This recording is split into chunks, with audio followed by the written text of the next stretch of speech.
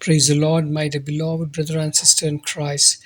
Promised word for the month of August is from Isaiah chapter 29, verse 22. It says, "Therefore, this is what the Lord who redeemed Abraham says to the descendant of Jacob: No longer will Jacob be ashamed, no longer will their face grow pale."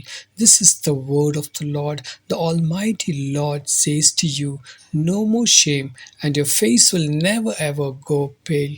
God bless you. Let us pray.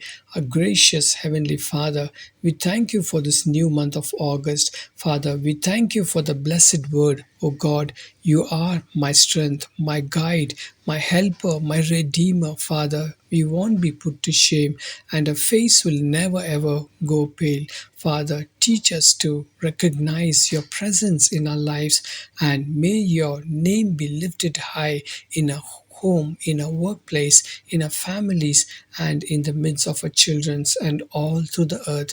In Jesus' name I pray. Amen and amen. God bless you. Have a great month, a new month, a blessed month. Jesus loves you. Amen.